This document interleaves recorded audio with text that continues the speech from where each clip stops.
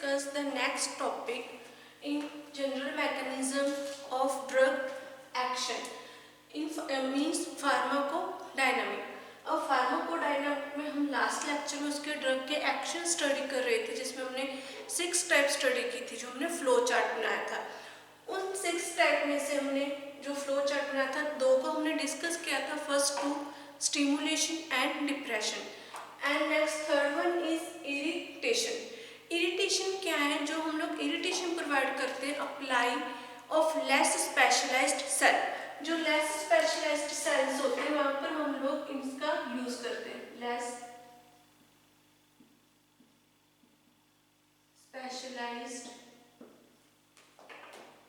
Cell, जहां पर हम लोग applied to less specialised cell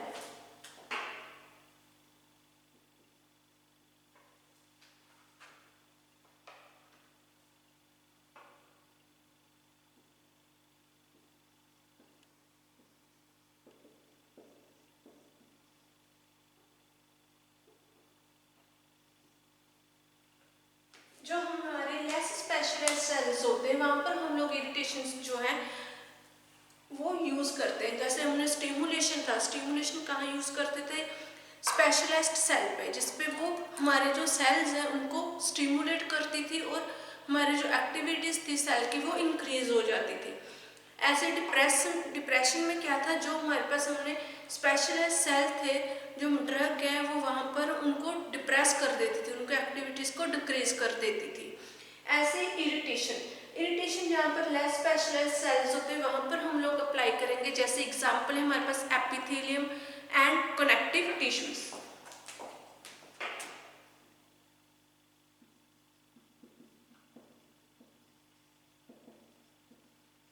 epithelium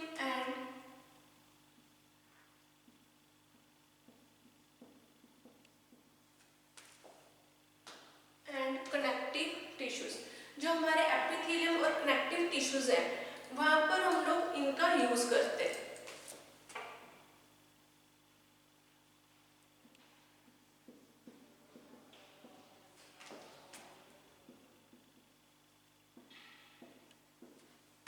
वहां पर हम लोग इरिटेशंस का यूज करते हैं। जैसे एग्जांपल बिटर्स।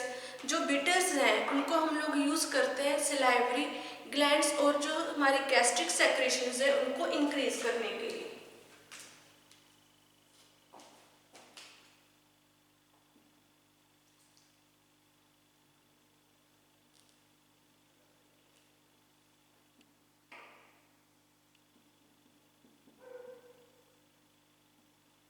एग्जांपल्स है हमारी बिटर्स। बिटर्स क्या करते हैं? जो हमारी गैस्ट्रिक सेक्रेशंस हैं और हमारे जो सलाइवरी सेक्रेशंस हैं उनको इंक्रीज कर देते हैं। अगर जब हम लोग बिटर्स का यूज करते हैं एज अ मेडिसिन, तो ये हमारे जो सेक्रेशंस हैं उनको इंक्रीज कर देते हैं। अब जो हमारे पास इरिटेशन है, इरिटेशन की हमारे पास 2 टाइप्स हैं। फर्स्ट वन है हमारी इसकी जो टाइप है वो है काउंटर इरिटेंट, एंड सेकंड जो हमारी टाइप है वो है हमारे जो इरिटेशन की टाइप है वो है स्ट्रॉन्ग इरिटेंट।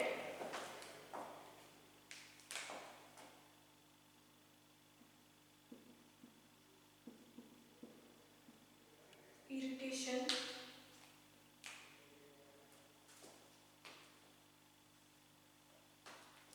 दो टाइप के इरिटेशन हम लोग यूज करते हैं। फर्स्ट वन है काउंटर इरिटेंट,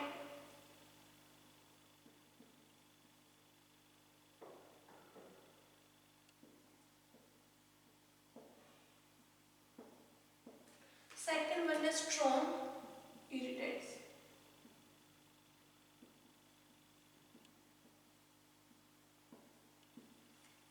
ये 2 टाइप के हमारे पास इरिटेंट्स हैं जिनको हम लोग यूज करते हैं।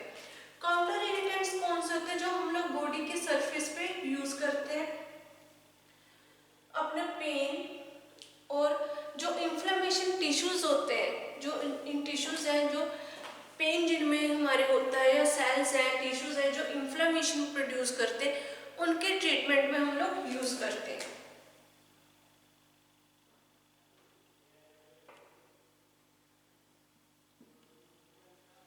काउंटर इरिटेंट्स कौन कौन से हैं, जैसे अगर हम लोग एग्जाम्पल है मूव है, वो हम लोग जो लोकल एरिया जहाँ पर हमारा पेन हो रहा है, जैसे ये हमारा जो लोकल एरिया जहाँ पर पेन हो रहा है, यहाँ पर हम लोग काउंटर इरिटेंट यूज करेंगे, कोई मूव ऑइंटमेंट्स उनका यूज करेंगे, ताकि जो यहाँ पर हमारे जो पेन हो रहा है, इन्फ्लेमेशन हो रही है टिश्यूज में, या जो हमारी स्वेलिंग हो रही है, उनसे हमें रिलीफ मिल सके।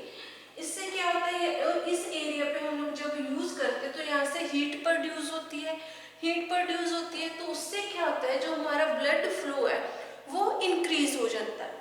जो काउंटर इरिटेंट्स है उनका मेन हमारे कैसे वो मैकेनिज्म करेंगे, जब हम लोग काउंटर इरिटेंट्स को, ऑइंटमेंट्स को अपने जो डिफेक्टेड जो हमारा पार्ट है जहाँ पर हमारे पेन हो रहा है या हमारे जो टिश्यूज की इन्फ्लेमेशन हो रही है बॉडी में, वहाँ पर हम लगाएंगे तो उस टाइम हीट प्रोड्यूस होती है वहाँ से, और जो पेन है उससे रिलीफ मिलता है, एंड जो हमारा ब्लड है, ब्लड फ्लो है वो इंक्रीज हो जाता है। काउंटर इरिटेंट्स में हमारे जैसे एग्जांपल्स आगे मूव, ऑइंटमेंट्स, जो इसमें हम लोग यूज करते हैं ऑइंटमेंट, मूव, ये क्या करते हैं, इंक्रीज कर देते हैं हमारे बॉडी में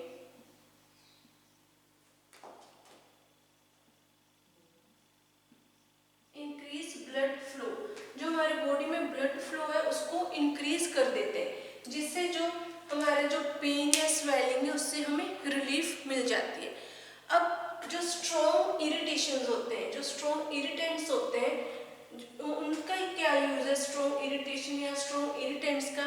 जो स्ट्रॉन्ग इरिटेंट्स होते हैं जो नेक्रोसिस कर देते हैं वो टिश्यूज की, जो हमारे बॉडी में जब इन्फ्लेमेशन ज़्यादा होते हैं, अगर हम लोग ज़्यादा स्ट्रॉन्ग इरिटेंट्स यूज कर लेते हैं तो उससे क्या होता है, हमारे बॉडी में नेक्रोसिस हो जाती है टिश्यूज की।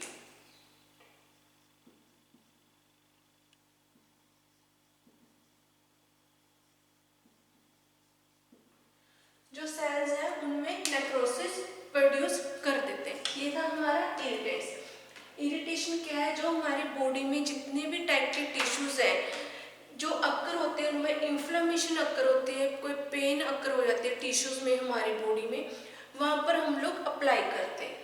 Apply to less specialise cell, जो हमारे इरिटेंट्स हैं वो लेस जो स्पेशलाइज सेल्स हैं वहाँ पर अप्लाई होते हैं, जैसे एग्जाम्पल एपिथेलियम और कनेक्टिव टिश्यूज में। अब इनमें एग्जाम्पल है बीटस। बीटस क्या करते हैं, जो हमारे बॉडी में सेक्रेशंस है उनको इंक्रीज कर देते हैं, जो जैसे गैस्ट्रिक सेक्रेशंस या हमारे जो है सैलिवरी सेक्रेशंस है उनको इंक्रीज कर देंगे। इरिटेशंस जो होते हैं, इससे क्या होता है, जो हमारी बॉडी में जो सेक्रेशंस इंक्रीज होंगी तो हमारे जो डिजीज है उससे हमें बेनिफिट मिलेगा, उससे हमें आराम मिलेगा। दो टाइप के इरिटेशंस होते हैं, counter irritant and strong irritants या इरिटेशंस।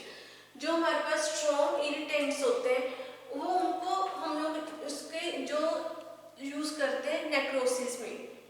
जो स्ट्रॉन्ग इरिटेंट्स हैं उनका हम लोग यूज करते हैं नेक्रोसिस में, जो टिश्यूज की नेक्रोसिस हो जाती है। एंड काउंटर इरिटेंट्स क्या होते हैं, जैसे ऑइंटमेंट, मूव हम लोग यूज करते हैं। इनका क्या बेनिफिट है, ये हमारे जो बॉडी में ब्लड फ्लो है उनको इंक्रीज कर देते हैं। इसमें नेक्रोसिस हो जाती है सेल्स की एंड क्रोजन्स हो जाते हैं, जो हमारे बॉडी में आगे फर्दर जो ट्रीटमेंट में इन्फ्लेमेशन है उसमें उससे रिलीफ प्रोवाइड करवाते हैं। नेक्स्ट हमारे पास फोर्थ टाइप है ड्रग एक्शन की, एंटी इन्फेक्टिव या फिर साइटोटॉक्सिक एक्शन। एंटी इन्फेक्टिव और साइटोटॉक्सिक जो एक्शन है उसका सेम ही मीनिंग है, एक ही मीनिंग है उनका। जो साइटोटॉक्सिक एक्शन है, साइटो का मीन्स सेल, टॉक्सिक जैसे टॉक्सिक का मीनिंग क्या है, पॉइजन। जो हमारी बॉडी में सेल्स है जिनमें जो टॉक्सिसिटी प्रोड्यूस हो जाती है, जिनमें सेल्स में, उनको हमारी बॉडी में जब वो उनकी अमाउंट इंक्रीज हो जाती है, ज़्यादा इंक्रीज होने से इन्फेक्शन हो जाती है हमारी बॉडी में, तो उसको हम लोग ट्रीट करने के लिए जो मेडिसिन यूज करते हैं, जो मेथड्स यूज करते हैं, वो हमारे आ जाते हैं एंटी इन्फेक्टिव मेथड्स में।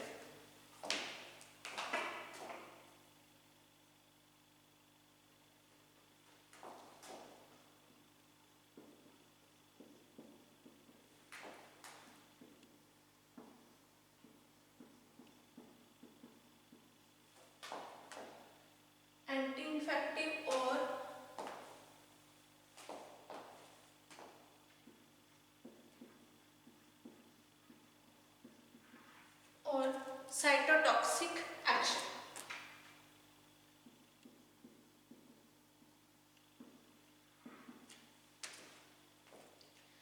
एंटी इन्फेक्टिव और जो साइटोटॉक्सिक एक्शंस है, पहले हम लोग देख लेते हैं साइटोटॉक्सिक का मीनिंग क्या होता है।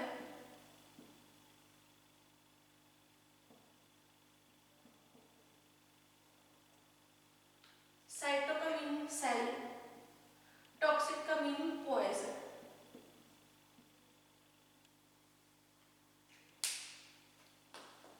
जो साइटोटॉक्सिक है उसमें जो हम लोग एक्शन देखते हैं, जो हमारी बॉडी में cyto means cell, toxic means poison, जो हमारी बॉडी में हम लोगों के जो सेल्स है उनमें इन्फेक्शन जब क्रिएट हो जाती है, जब टॉक्सिसिटी प्रोड्यूस हो जाती है उनमें लार्ज अमाउंट में, उसको हम लोग बोल देते हैं साइटोटॉक्सिक।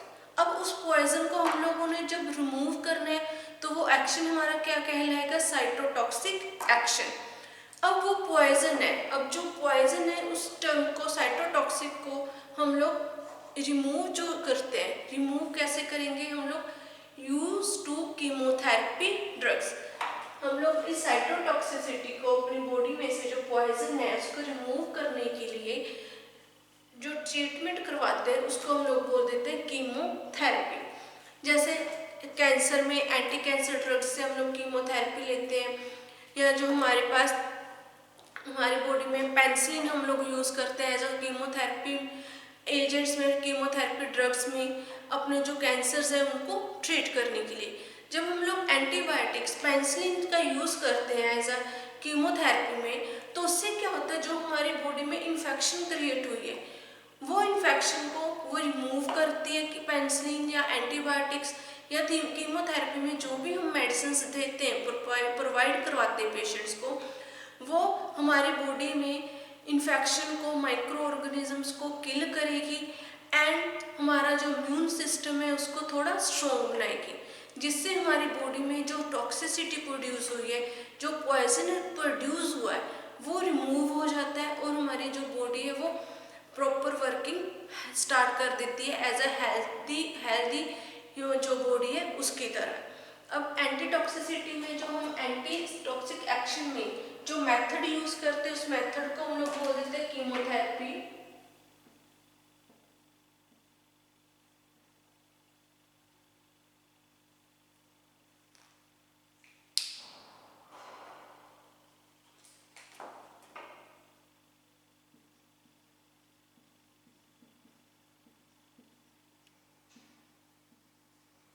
कीमोथेरेपी के थ्रू हम जो हमारा इन्फेक्शन है, बॉडी में टॉक्सिसिटी है, पॉइजन है, उसको रिमूव करेंगे।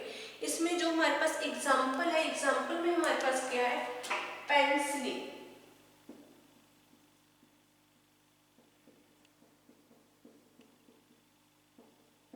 जो पेनिसिलिन ड्रग है उसको हम लोग एज अ साइटोटॉक्सिक या as a anti infective drug use करते हैं ताकि हमारी बॉडी में से जो इन्फेक्शन है, माइक्रो ऑर्गेनिजम्स हैं, उनको हम लोग किल कर सके और हेल्दी बॉडी बना सके पेशेंट्स की।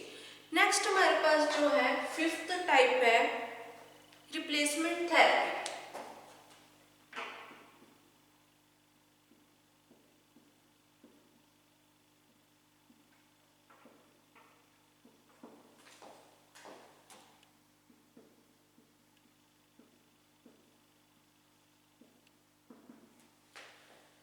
रिप्लेसमेंट थेरेपी में हम लोग क्या डिस्कस करते हैं, जो रिप्लेसमेंट थेरेपी है उसमें क्या है, जो हमारी बॉडी में डेफिशिएंसी हो जाती है, जो नेचुरल हमारी बॉडी में सब्सटेंसेस है जब उनकी डेफिशिएंसी हो जाती है, उसको हम लोगों को डेफिशिएंसी को हम लोग को रिमूव करने के लिए जो मेडिसिन देते हैं, जो हम लोग प्रोडक्ट्स देते हैं, उसको हम लोग बोल देते हैं रिप्लेसमेंट थेरेपी। जैसे एग्जांपल, अगर हमारी बॉडी में जैसे विटामिन्स की डेफिशिएंसी हो जाती है, विटामिन्स जो है, इलेक्ट्रोलाइट्स की डेफिशिएंसी हो जाती है, मिनरल्स की डेफिशिएंसी हो जाती है, विटामिन्स की जो डेफिशिएंसी हो जाती है, उसको रिप्लेस करने के लिए हम लोग क्या करते हैं, उसकी जो है उनको बैलेंस करने के लिए हम लोग विटामिन्स देते हैं, इलेक्ट्रोलाइट के लिए हम लोग ORS देते हैं पेशेंट्स को, ड्रिप्स लगाते हैं, जिससे उनकी जो है बॉडी में जो डेफिशिएंसी है वो उनको हम लोग कंप्लीट कर सके। जैसे डायबिटीज़ है, डायबिटीज़ में क्या इंसुलिन की जो डेफिशिएंसी हो जाती है, जिससे डायबिटीज़ हो जाती है। तो उसके लिए हम लोग क्या इंसुलिन के इंजेक्शंस देते हैं पेशेंट्स को, जिससे जो पेशेंट रिकवर कर सके और जो उनकी बॉडी है उनमें जो डेफिशिएंसी हो रही है वो कंप्लीट हो सके। उसको हम लोग बोलते हैं रिप्लेसमेंट थेरेपी। नेक्स्ट हमारे पास 6 टाइप है modification of immune status.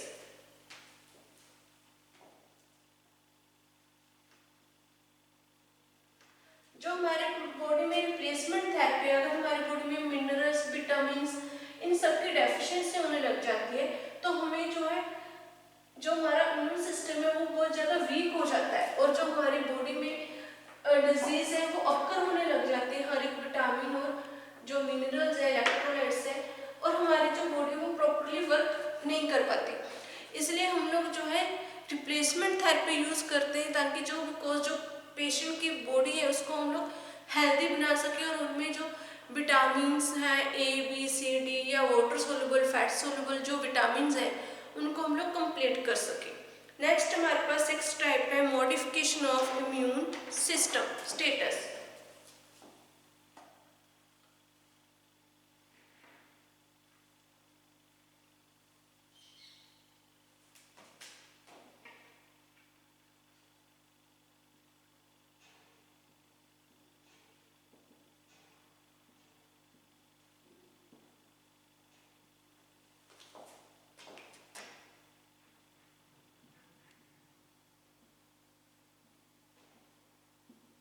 Modification of immune status.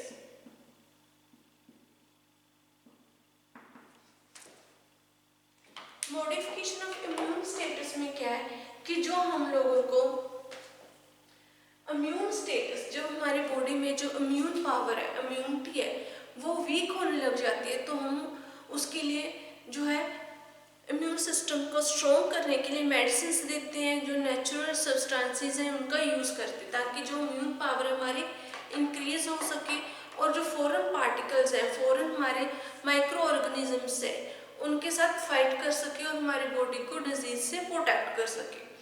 तो हम लोग जो मॉडिफिकेशन करते हैं इम्यून स्टेटस के वो कैसे करेंगे, हाउ इज पॉसिबल। जो हमारे मॉडिफिकेशन है उसमें हम लोग जो है वैक्सीन्स और सीरा का यूज़ करते हैं।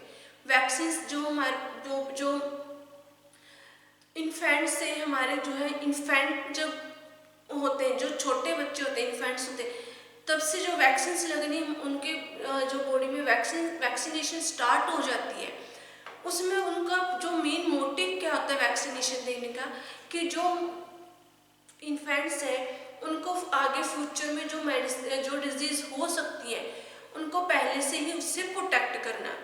उस उनके इम्यून सिस्टम में उन मेडिसिन के लिए हम लोग वैक्सीन लगाते हैं उनके इम्यून सिस्टम में बॉडी में, ताकि जो उनका इम्यून पावर है, इम्यून सिस्टम है, वो स्ट्रॉन्ग हो सके। इसमें हमारे पास जैसे एग्जांपल है वैक्सीनेशन एंड सीरा। वैक्सीनेशन में हमारे पास आ जाता है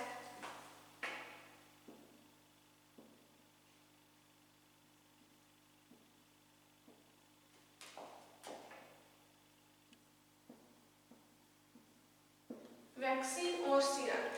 वैक्सीन और सीरम में जैसे हम लोग बीसीजी का इंजेक्शंस लगाते हैं, टेटनस का लगाते हैं, या फिर हम लोग डिप्थीरिया का इंजेक्शंस लगाते हैं, हेपेटाइटिस के इंजेक्शंस लगाते हैं, कि जो इन फ्यूचर जो बच्चे हैं, चिल्ड्रंस हैं, इन्फेंट्स हैं, उनको इन डिजीज से प्रोटेक्ट किया जा सके। जो इन डिजीज के वायरसेस, माइक्रो ऑर्गेनिजम्स हैं, वो बच्चों के इम्यून सिस्टम पे अटैक ना कर पाए। इसलिए हम लोग पहले से ही इम्यून सिस्टम को स्ट्रॉन्ग बनाते हैं, उसको पावरफुल बना देते हैं। इसमें हम लोग जो ये एग्जांपल नहीं है, इसमें मॉडिफिकेशन है कि कौन कौन से मोड से हम लोग इम्यून सिस्टम को स्ट्रॉन्ग बनाते हैं वैक्सीन और सीरा के थ्रू। इसमें एग्जांपल है हमारे पास ग्लूकोकॉर्टिकॉइड्स।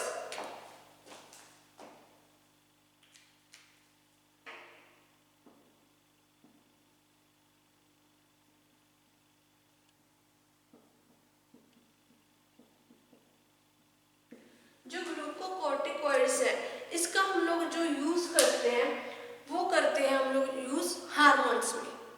जो है हार्मोन्स को इम्यून सिस्टम को स्ट्रॉन्ग बनाने के लिए और हार्मोन्स को प्रोटेक्ट करने के लिए हम लोग इस जो है वैक्सीन का, मेडिसिन का यूज करते हैं। वैक्सीन में हमारे पास आ गया जैसे एग्जांपल बीसीजी, बीसीजी हो गया इसमें एग्जांपल, डिप्थीरिया, उसके बाद हेपेटाइटिस, टेटनस के इंजेक्शंस। ये सारे हमारे जो बॉडी में हमारे बॉडी के इम्यून सिस्टम को स्ट्रॉन्ग बनाते हैं। इन फ्यूचर हमें कोई इससे रिगार्डिंग इनके जो वायरसेस है वो हमारी बॉडी पे अटैक ना कर सके और हमें प्रोटेक्ट रख सके जो ये कम्युनिकेबल डिजीज है उनसे।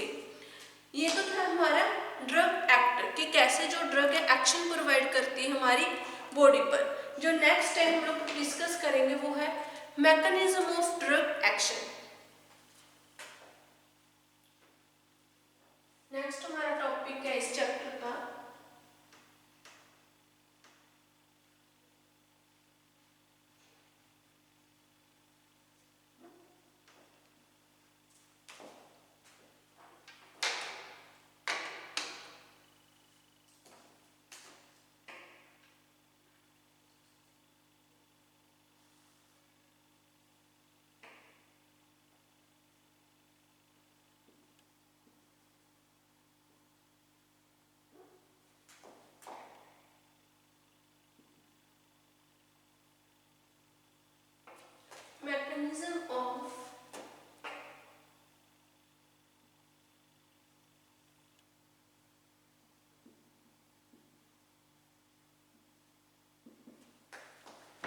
mechanism of drug action।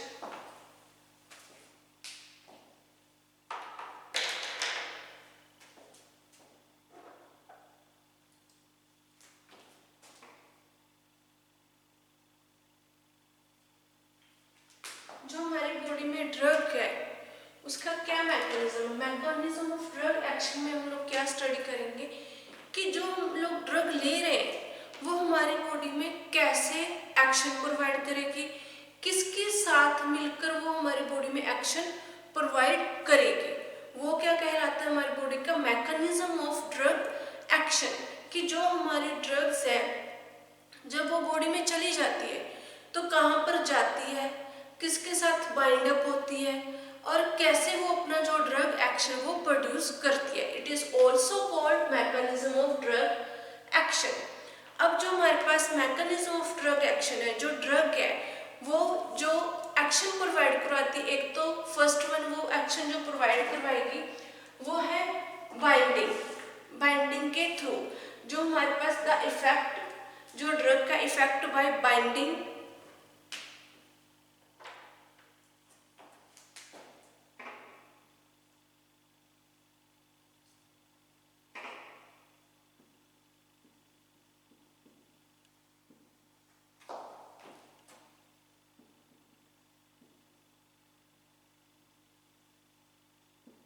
Effect bye binding किसके साथ बाइंड करेगी, बाइंड करके किसके साथ इफेक्ट शो करेगी, इसकी एग्जांपल है हमारे पास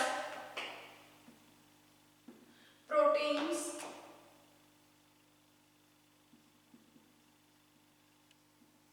लाइक रिसेप्टर,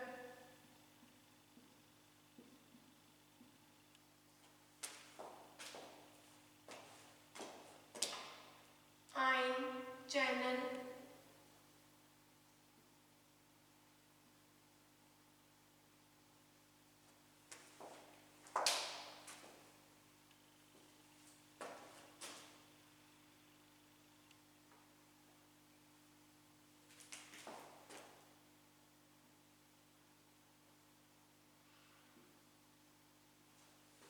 रिसेप्टर्स के साथ बाइंड करते हैं ड्रग, आयन चैनल्स के साथ, जो आयंस के चैनल्स हैं उनके साथ, एंड एंजाइम्स।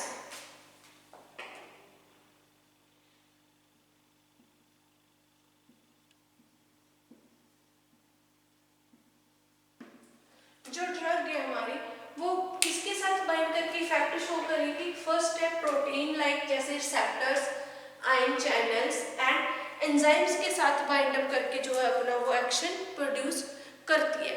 सेकंड है जो हमारी ड्रग है वो सेल्स के सेल मेम्ब्रेन के थ्रू भी इफेक्ट शो करती है।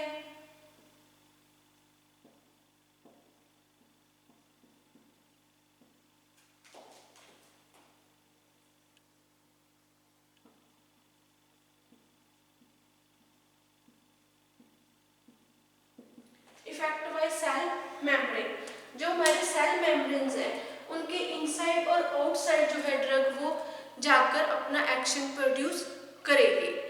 थर्ड है हमारे पास कॉम्प्लेक्स रिएक्शन।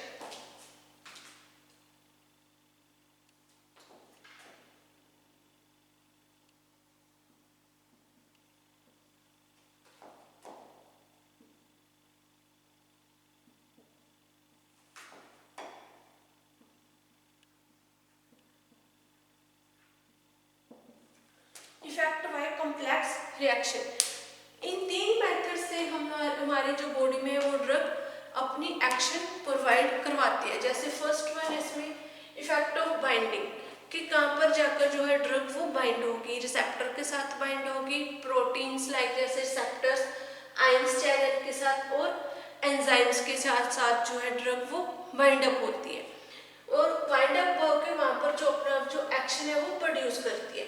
सेकेंड है इफेक्ट बाय सेल मेम्ब्रेन्स, जो हमारी ड्रग्स है वो मेम्ब्रेन्स के थ्रू भी अपना जो एक्शन वो प्रोवाइड करेगी, मेम्ब्रेन्स को क्रॉस करके एक्शन अपना जो प्रोवाइड करवाती हैं। जैसे इसमें जो सेल्स है उसके इनर साइड और आउटसाइड है जो वहाँ पर ड्रग अपना एक्शन प्रोवाइड करेगी। थर्ड वन है effect by complex reactions. Complex reactions में क्या है कि जब बॉडी में हमारे ड्रग के साथ कॉम्प्लेक्स रिएक्शंस बना के जो है जो ड्रग बनाती है वो रिएक्शंस के साथ भी अपना एक्शन जो है वो प्रोड्यूस करती है ड्रग्स।